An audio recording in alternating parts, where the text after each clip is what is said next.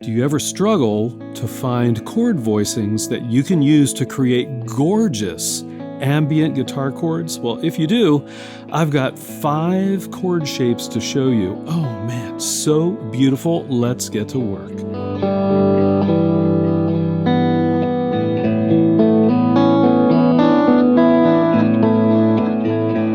Hey everyone, I'm Bill Vencil. This is Chords of Orion, and it's all about ambient guitar here. And yes, I've got 5 simple guitar shapes that can really help you in terms of creating very beautiful, gorgeous ambient guitar chords. Chords that are good for either picking or volume swells, or even perhaps light strumming. Just really beautiful things. And I emphasize simple because I don't like complicated chords. I'm lazy that way. So let's talk about sound. I've got some pedals on the floor here. What I've got going on is a compressor running into an amp modeler, running into a volume pedal, running into a chorus pedal, running into a delay pedal. Now, if you want to follow along, go ahead and set it up kind of like this. Use your own pedals and mix and match as you wish. If you are using a traditional guitar amplifier, just throw out that amp sim and patch everything else in the same basic order, and you will end up with something like this.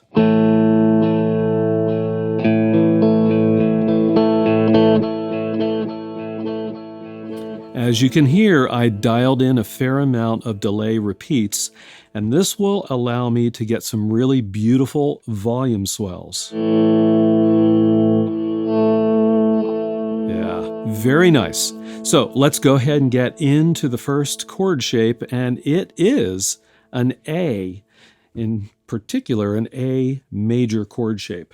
So the way I'm going to start with this chord shape is kind of in that traditional A major range, but we're going to leave out a couple of notes to start off with. I'm going to start with the A on the 5th string, and then I'm going to also play that 2nd fret on the 4th string, that's an E, and then I'm going to play the 4th fret on the 3rd string, so that's a B.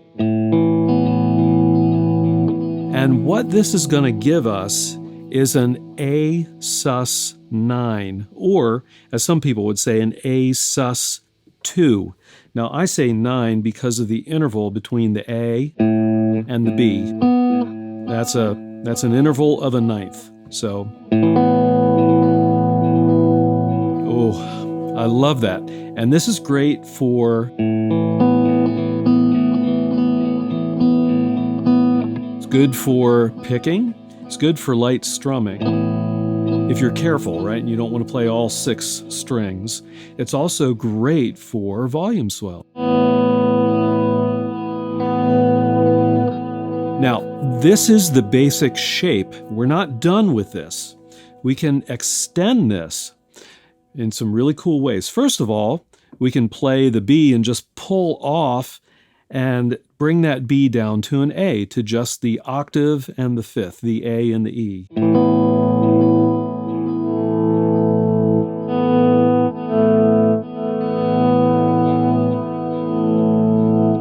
Very nice. We can also bring in the B string on the 2nd fret to get our C sharp for the A major chord. So now our A sus9 becomes an A major add 9.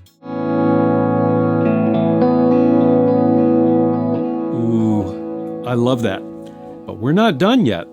We can now maintain that sus9.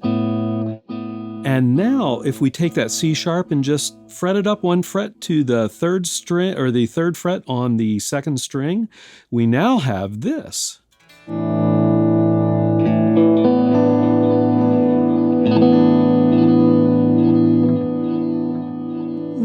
Chord experts will argue about this, perhaps, but I like to think of it as an A sus9 sus4. Or perhaps an A9 sus2 sus4. There's actually 2 suspensions, the 9th and the 4th, which is that D. That's really nice. But wait, we're not done, because we can take that sus4 and we can take that D and move up 1 fret to the 4th fret, which makes it a D sharp. And now we have an A sus9 sus augmented 4th. Oh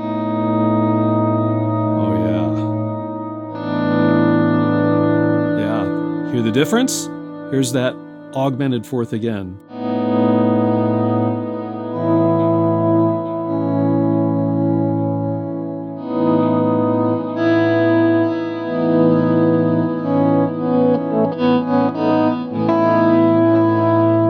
Now we can go back to the standard 4th.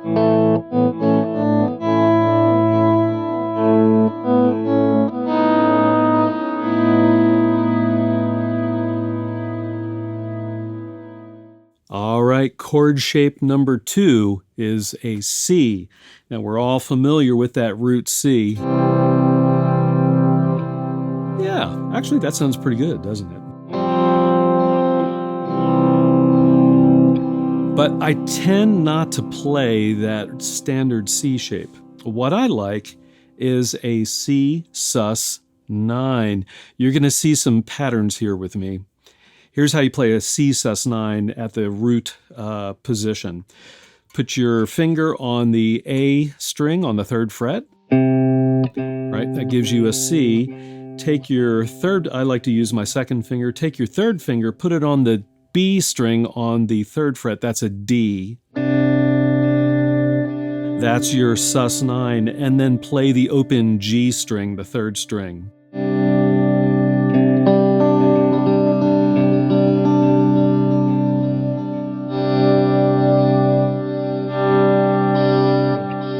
This is similar in intervals to that A sus 9 that we just did. Now if we want to add a 3rd and make it a C major add 9, we just play the open E string. Oh yeah.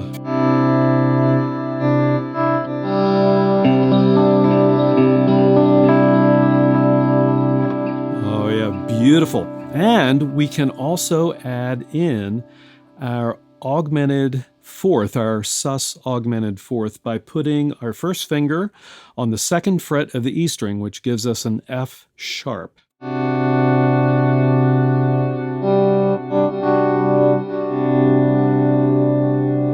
And we can resolve that suspension by just playing the G on the E string, on the 3rd fret. And if you wish, you can add the E, which is the 3rd of the C chord, right? C, E, G. You can add that by playing the 2nd fret on the 4th string.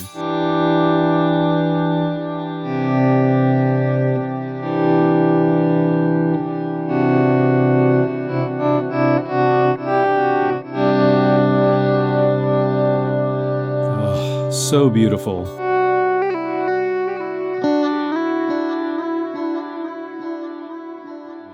All right, for our 3rd chord shape, we're going to head on down to E minor. Yeah, and typically there's that classic E minor chord, right? And it actually sounds really nice with things like volume swells, no doubt. But we can do better than that by creating a different chord shape. So what I want you to do is obviously keep that low E open so you can utilize that, but then take your 2nd finger and put it on the 7th fret of the A string. That's going to give you octave E's. Very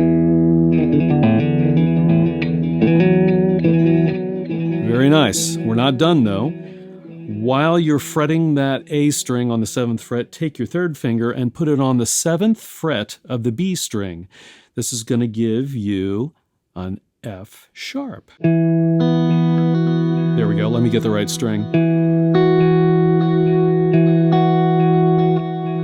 That is the beginnings of an E sus 9. I told you there was a pattern here, didn't I? So let's go ahead and add in these 2 strings plus the open G string, 3rd string. Oh yeah. Now check this out with a volume swell.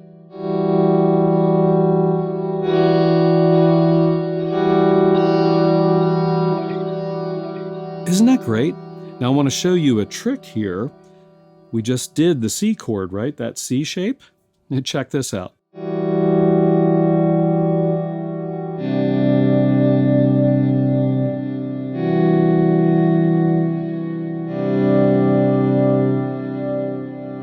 Yeah, you just move that same shape from the 7th fret down to the 3rd fret and then back up to the 7th fret, and you get your classic, that classic E minor D C, 1 flat 7 flat 6, right? Chord progression. I guess you could do a D too. But it sounds really nice. But we're not done with this chord shape because, again, like the other ones, we can play around with it a little bit. So if I take that F sharp and use my pinky finger to move that up to a G, and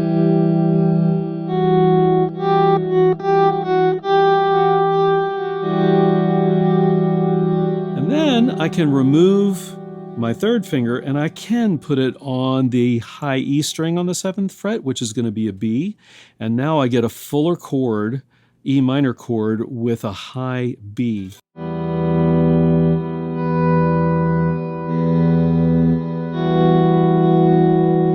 I can move down to an E by simply keeping that. I can switch from the 2nd finger on that A string on the 7th fret, and then my 1st finger can go on the 5th fret of the B string. That basically gives me E octaves.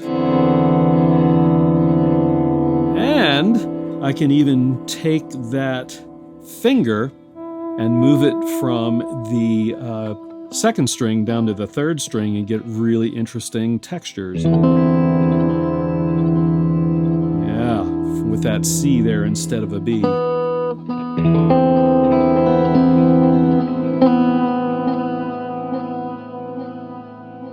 The 4th chord shape we're going to look at is a D, and we are going to be, at least we're going to start in that root position, right? We've got our classic D major.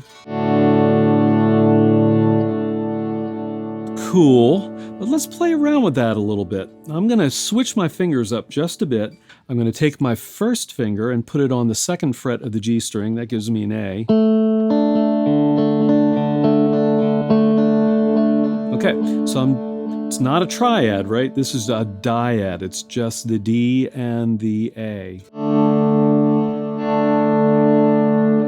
Now, what can we do with that? Well, it turns out we can do a good bit with it by staying in this position. So we can play this basic kind of D pattern. We can remove the 1st finger and introduce a G in there. That gives us a suspension, right?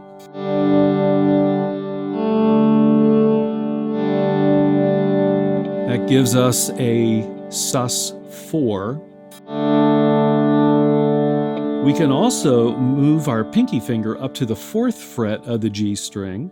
And we're going to now play the 6th of the chord. Or I should say a 6th of the D major scale.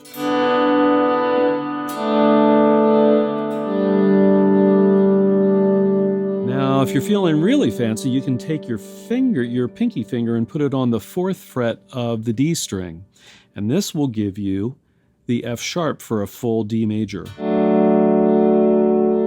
But the difference is that the F sharp is in the lowest note instead of a D.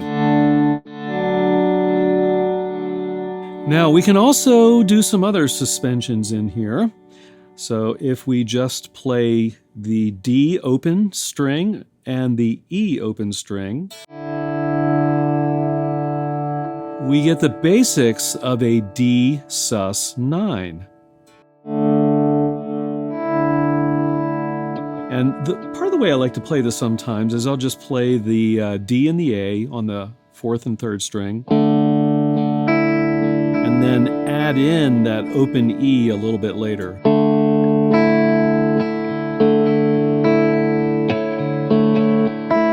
And I can go up to an F sharp.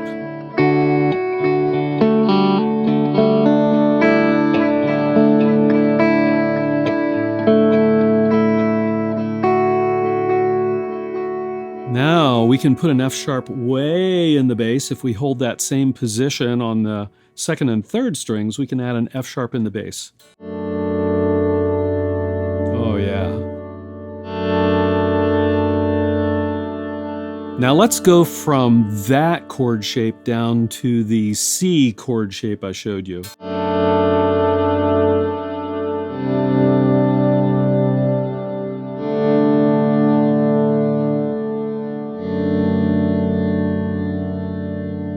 Beautiful. The fifth chord shape I want to show you is a G, and yeah, you know, we've got that traditional G. And me no likey, it's too dense and it's just too common, right? Let's trim that down a bit, so follow me here. Take your second finger, put it on the low E string on the third fret, right? That gets our low G. Take your third finger, put it on the third fret of the B string, that gets us a D, and now we have, that's our dyad. A dyad is when you just play two notes of a chord instead of three, which is a triad, right? So dyad. Let's go ahead and add that octave G in, so our open G string.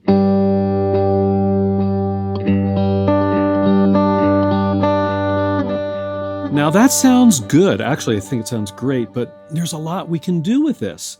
If we take the first finger, our first finger, put it on the G string on the second fret, we now have a G sus 9 or G sus 2, depending on your perspective.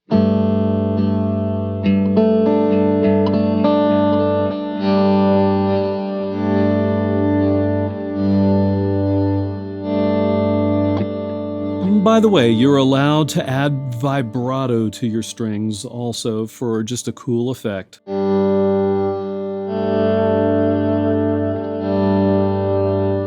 right, that's really nice. Now, what else can we do with this basic shape? Well, we can drop that low G and replace it with a low B, which is the third of the chord, by simply keeping your third finger on that third fret on the B string and taking your first finger and putting it on the second fret of the A string, which gives you the B, and then just play those two strings together.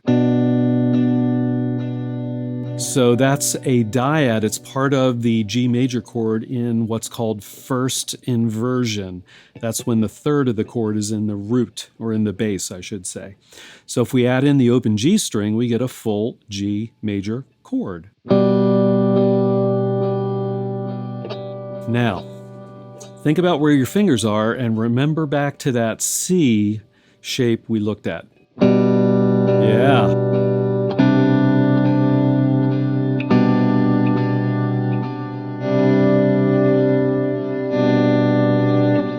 Isn't that nice? Really nice. Now let's add a high G onto our G shape. So I'm just going to take my pinky finger and put it on the third fret of the E string. Now if I take that shape and then move from the from the B to the C in the on the fifth fret, I can't speak.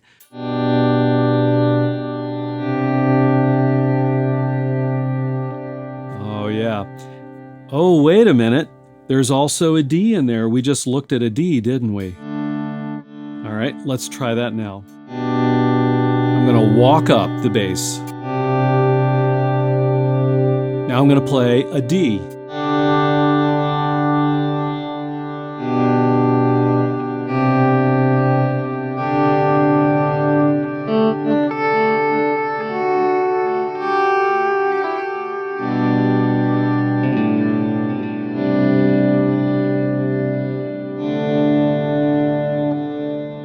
Very nice.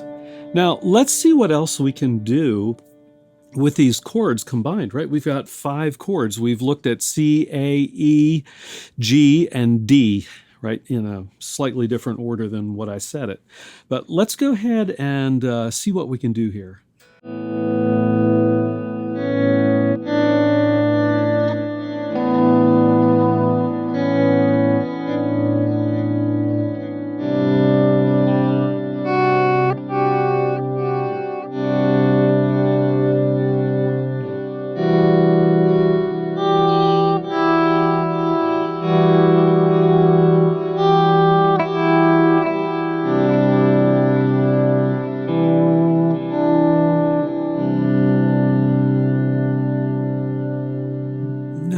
try something we haven't yet tried, and that is the G with the add 9 down here.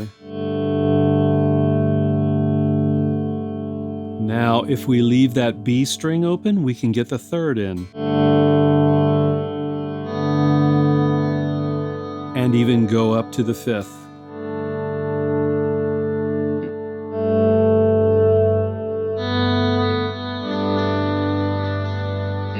Let's do an E minor with an add 9, or a sus2, I should say.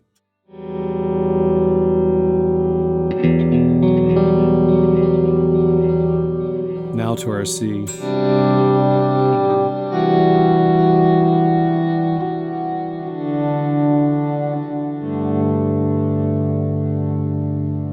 Now I want to end this with a really unexpected chord, so I'm going to go from the G.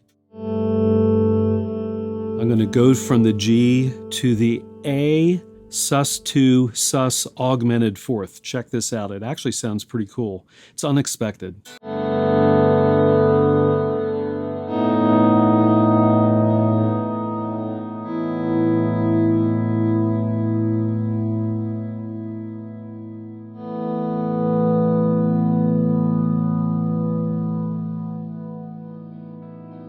So, what did you think of my chord shapes?